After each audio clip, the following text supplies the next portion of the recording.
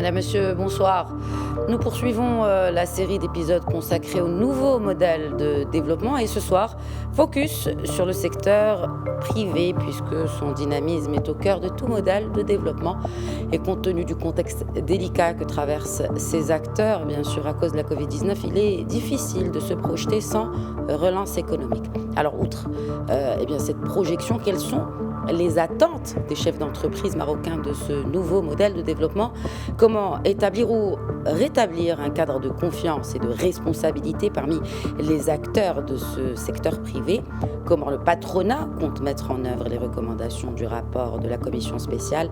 Mehdi Tazi, vice-président général de la CGEM, répond à nos questions ce soir.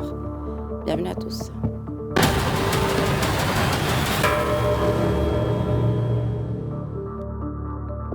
Retour d'abord sur quelques recommandations du rapport de la commission spéciale sur le modèle de développement concernant le secteur privé. C'est un récit de Younes Benzineb.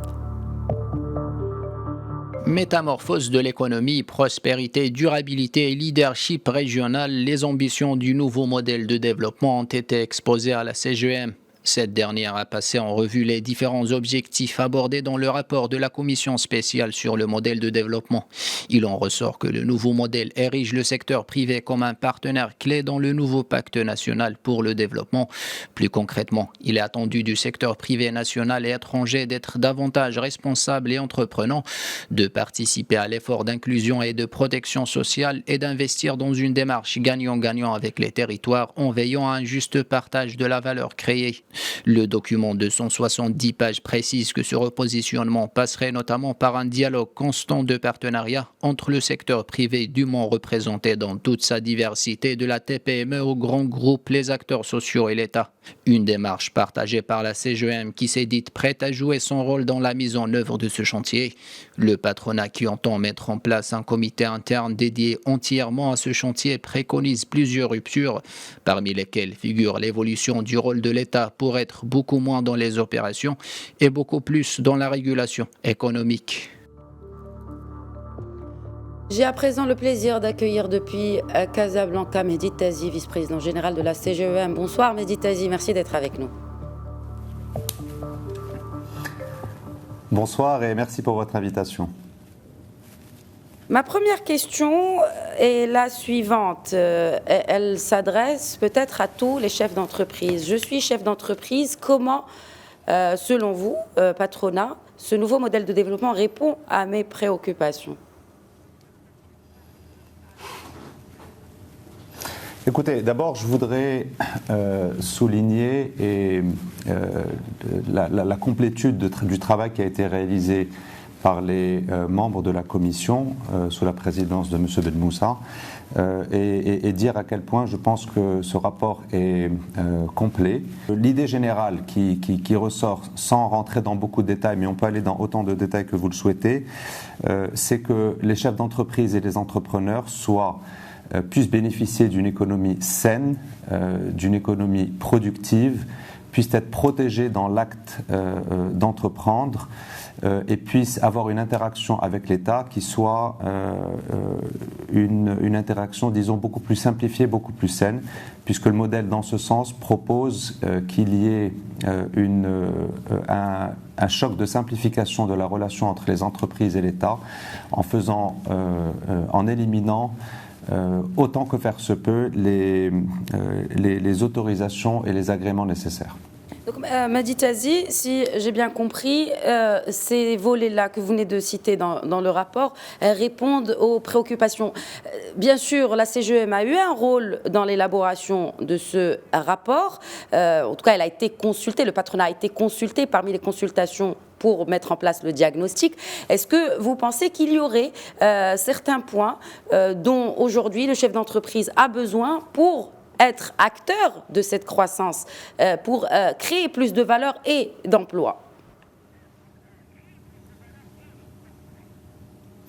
La CGEM a été consultée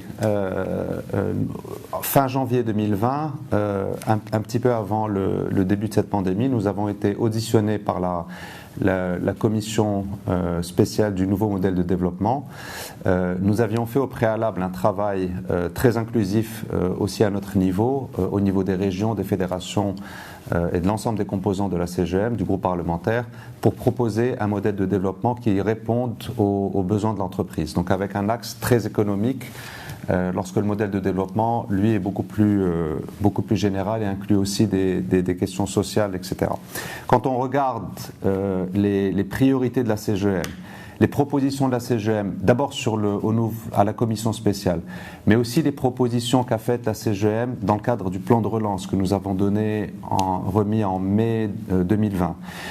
Mais également, quand on regarde les priorités que nous avons développées en début d'année, on se rend compte que nous avons été écoutés et très largement écoutés. Et je prends quelques exemples par rapport à ça. Dans le cadre du plan de relance, nous avions proposé qu'il y ait des mécanismes de financement par la dette et par des fonds propres. Nous avions proposé le maintien de la commande publique à des niveaux importants. Nous avons proposé des propositions d'allègement fiscal orientées vers des secteurs productifs. Et puis nous avions proposé un certain nombre de mesures transverses, comme un choc de simplification de la relation État-entreprise, l'intégration de l'informel en distinguant l'informel social de l'informel plus organisé, une refonte, une revue du code du travail, un appui sur le digital, etc. Donc quand on regarde, en fait, on se rend compte que la quasi-totalité des mesures qu'on a proposées ont été prises en compte par la Commission et on ne peut que se féliciter de l'écoute qui nous a été donnée dans ce cadre-là.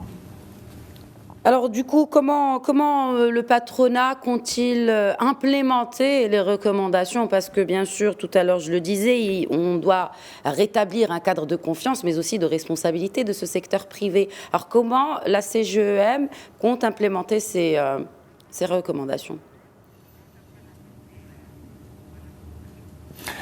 Pour nous, peut-être que l'enjeu essentiel que nous avons aujourd'hui, c'est celui-là. Lorsqu'on regarde les recommandations qui ont été faites par la commission spéciale, par nous-mêmes, par certains de nos prédécesseurs, on se rend compte que les diagnostics et les propositions sont très souvent convergentes. Maintenant, là où le bas blesse de notre point de vue, c'est dans l'implémentation et c'est dans la capacité à mettre en œuvre ce sur quoi tout le monde a un consensus. Et encore une fois, ce modèle donne un consensus par rapport à ça.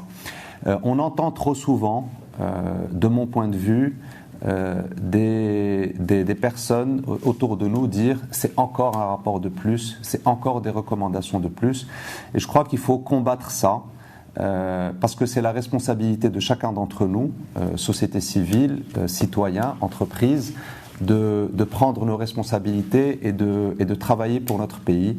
Et je crois que c'est vraiment un message important que nous avons. Ce que recommande le modèle, c'est sous les hautes instructions, sous le patronage de Sa Majesté, d'avoir une instance qui travaille à l'implémentation de ce modèle de développement. D'abord, au départ, par la signature d'un pacte national qui englobe l'ensemble des parties prenantes. C'est la première étape.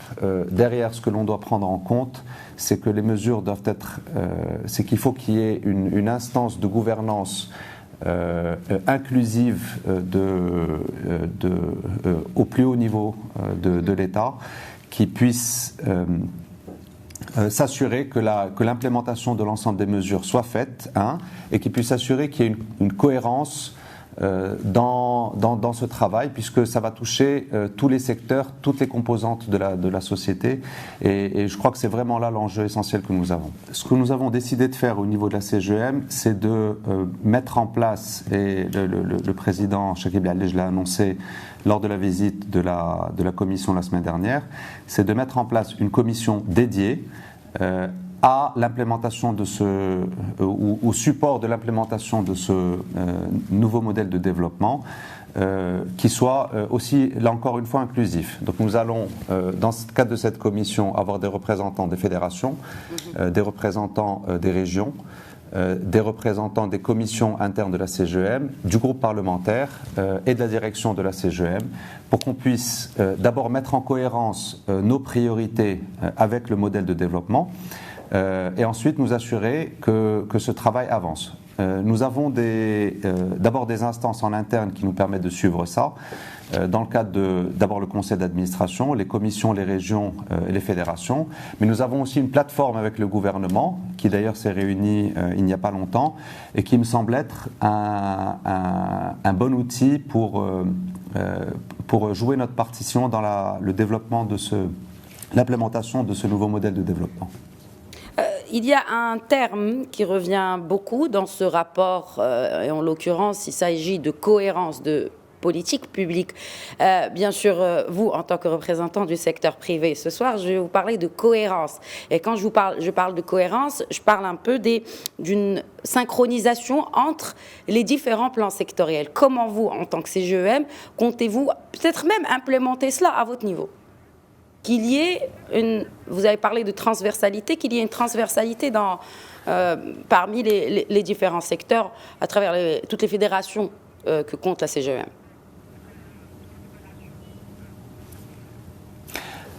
Le constat et le diagnostic qui a été fait par la commission spéciale sur ce sujet, nous le partageons et nous l'avions d'ailleurs signalé par le passé. Il y a eu sur les dernières années un certain nombre de plans sectoriels stratégiques qui ont été définis et implémentés par le Royaume au niveau de l'industrie, au niveau de la pêche, sur la logistique, sur un certain nombre de plans, sur l'infrastructure, etc. Sur l'énergie également. Ce que nous constatons, ce que nous avons constaté, c'est que ces plans étaient déployés en silo, sur le tourisme évidemment. Ces plans étaient déployés en silo et ce dont nous manquons, c'est d'avoir une cohérence générale sur ce plan. Si on prend un exemple, aujourd'hui, l'industrie ne peut plus se développer avec notre partenaire principal qui est l'Europe si elle n'est pas décarbonée. Donc bien évidemment, il faut qu'il y ait une mise en musique et une cohérence entre la stratégie énergétique du pays et la stratégie industrielle du pays.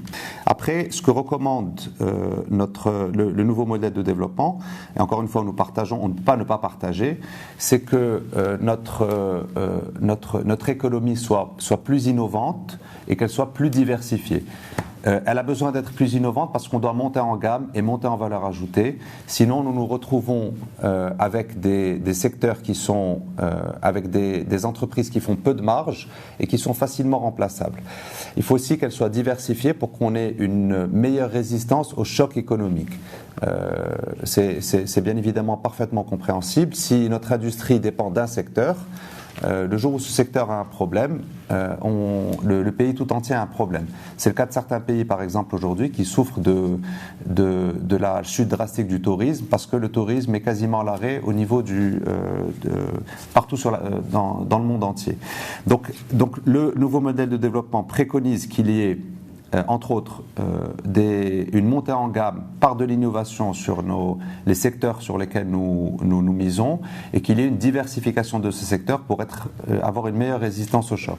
Bien évidemment, tout cela doit se faire avec toute taille d'entreprise, les grandes, les petites et les moyennes, mais aussi tout territoire confondu. Ça ne doit plus se faire uniquement à Casablanca ou uniquement dans les grandes villes, mais ça doit se faire sur l'ensemble des régions. Chaque région a ses spécificités et chaque région a l'axe sur lequel elle peut se développer. On l'a vu, ça a d'ailleurs été partiellement fait sur les dernières années. Quand vous prenez une ville comme Tanger, Tanger il y a 10 ans au plan économique et Tanger aujourd'hui n'ont rien à voir. Et ça a été l'industrie automobile et aéronautique à Tanger a complètement changé la ville, mais ça a été possible d'abord parce que les infrastructures ont été mises en place, avec le port de Tanger Med, avec les zones franches qui ont été définies, avec les investissements qui ont été faits sur les axes routiers.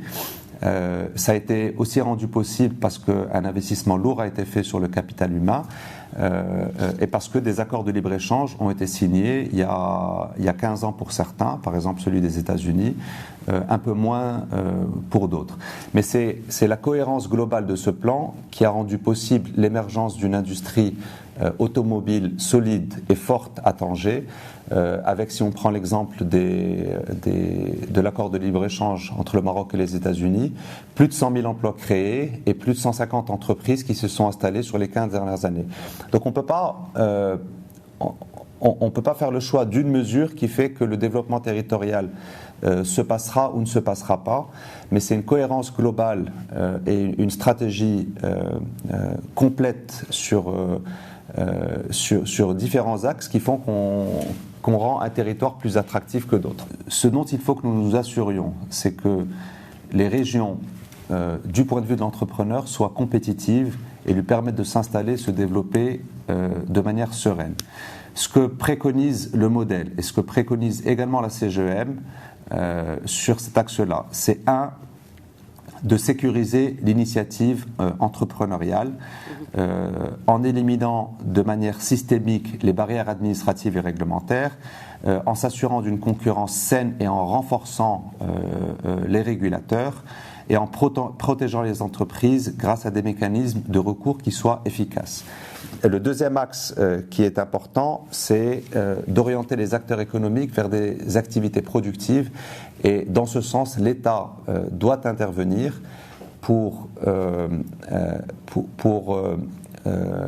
orienter ses investissements et orienter ses incitations vers les secteurs vers lesquels l'État veut que les entrepreneurs aillent. Et puis enfin, le troisième grand axe qui est d'une extrême importance, c'est d'opérer un choc de compétitivité sur les grands axes qui sont des axes importants de compétitivité par les entreprises. C'est d'abord l'énergie. Et le modèle de développement préconise qu'à l'horizon 2035, ou en tout cas fixe un objectif pour que le coût de l'énergie soit divisé par 2 sur les 15 prochaines années, et en plus qu'elle soit décarbonée. C'est la compétitivité logistique, c'est la compétitivité sur le foncier, et c'est la compétitivité sur le capital humain. Donc encore une fois, c'est l'ensemble de ces mesures qui fera que demain, un entrepreneur dans une région donnée du Maroc décide de s'installer, de prospérer et de développer son entreprise. Un entrepreneur ne peut pas prospérer s'il ne se sent pas sécurisé d'un point de vue également judiciaire.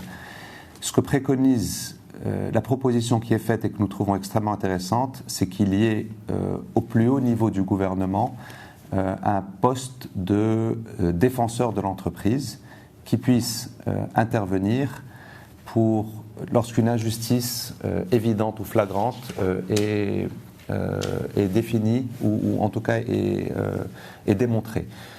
Et ça, on ne peut que s'en féliciter parce que bien entendu, les personnes qui vont investir se sentiront beaucoup plus sécurisées si demain elles savent qu'elles ont un recours et que ce recours peut être efficace, rapide, comme ça peut se trouver dans des économies qui sont aussi compétitives. Cet appel à la contribution de la 13e région, et en l'occurrence de manière beaucoup plus globale, parce que ce n'est pas la 13e région qui a été citée dans le rapport de la Commission, mais l'appel à contribution des Marocains du monde.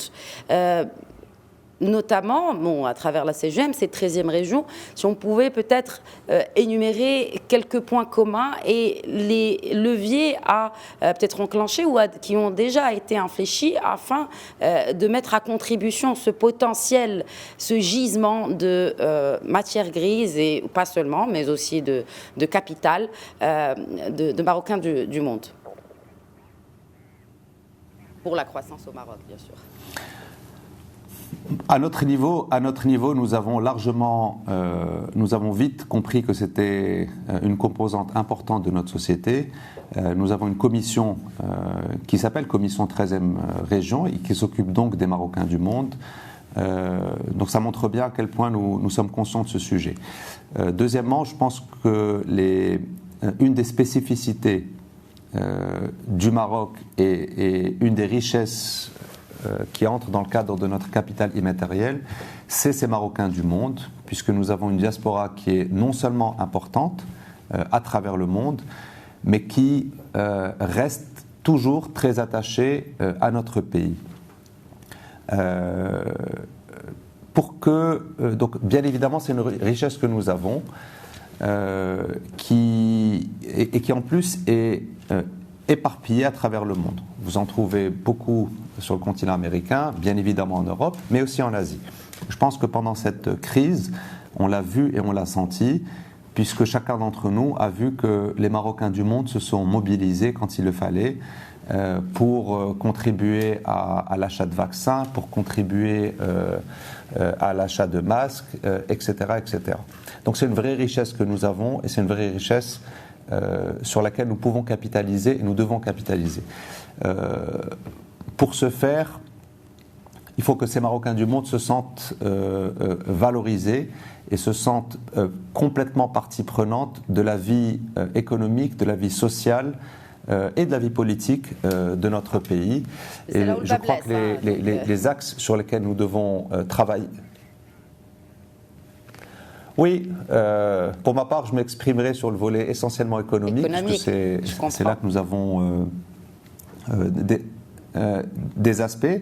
Mais bon, clairement, quand vous sollicitez les Marocains du monde, on sent bien qu'ils ont un amour fort, un attachement fort pour leur pays et qu'ils ont une envie de contribuer de manière positive. Donc je crois que le nouveau modèle le souligne, l'État en est parfaitement conscient et on serait bête de se priver de ce capital immatériel dont le Maroc dispose.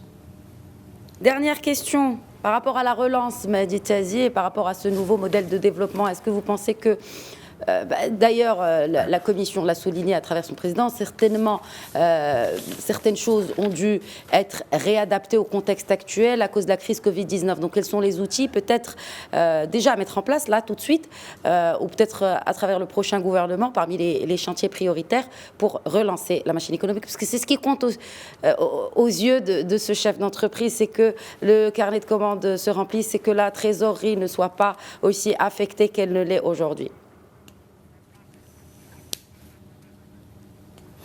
Bon, d'abord, je pense qu'il y a un temps court et un temps long dans la relance. Il y a un temps court sur lequel nous avons travaillé, sur lequel nous continuons à travailler et qui est comment sauvegarder les emplois, comment sauvegarder le tissu productif de notre pays sur les mois à venir. Et nous nous ajustons au fur et à mesure de l'avancée de cette crise.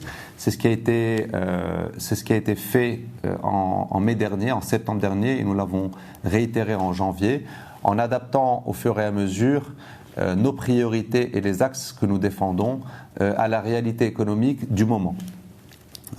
Par exemple, si nous regardons l'instant présent, probablement que le tourisme, il y en a d'autres, bien évidemment, mais le secteur qui est le plus impacté aujourd'hui, c'est le tourisme, parce que c'est celui qui a le moins bénéficié d'une relance.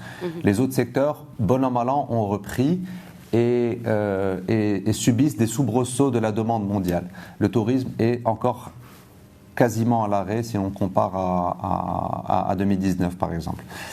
Donc ça c'est le plan de relance, enfin c'est le temps court du plan de relance. Le temps long du plan de relance, c'est la résolution des problèmes structurels de notre économie. C'est sur ça essentiellement que le nouveau modèle de développement s'est penché. Et c'est une partie des mesures sur lesquelles nous, CGEM, nous sommes penchés. Et là, nous avons beaucoup d'axes communs. Le premier, c'est le choc de simplification de la relation État-entreprise, État-citoyen, où nous avons une mesure qui est très similaire, c'est de supprimer 80% des demandes d'autorisation et des demandes d'agrément. Parce que et en le remplaçant par des cahiers des charges. Donc ça, c'est un axe très important de la relance. L'informel, l'intégration de l'informel est un axe très important de la relance parce qu'il a un double impact. Le premier, c'est qu'il qu'il réduit les recettes de l'État, et le deuxième, c'est qu'il fait subir aux entreprises qui, elles, sont dans le formel, une concurrence qui est complètement déloyale. Troisième axe du plan de relance, à la fois de la CGM et du modèle de développement, c'est la généralisation de la protection sociale que nous avons préconisée dès 2020, qui a été sur aux instructions de Sa Majesté le Roi, qui a été implémentée très rapidement. Et nous pensons que de façon générale, l'inclusion sociale et le renforcement des mesures d'accompagnement social sont un axe fondateur et fondamental du plan de relance et aussi du modèle de développement économique. La refonte ou la révision du Code du travail nous semble être, pour qu'il soit plus adapté à la réalité économique du moment, nous semble être aussi un axe fondamental du plan de relance. Il est moins appuyé, mais il est largement cité dans le nouveau modèle de développement, peut-être de manière moins frontale. Et puis enfin, il y a tous les aspects liés à la nouvelle économie. Donc c'est tous les aspects liés au digital et à l'adaptation de notre économie à l'économie digitale, qui est un axe fondateur pour nous et fondamental du plan de relance. Merci. Merci beaucoup Mehdi Tiazi, vice-président général de la CGM. Merci d'avoir répondu à nos questions ce soir. Merci beaucoup Khadija, merci. Voilà, c'est la fin de Question Écho. Très bonne soirée à tous.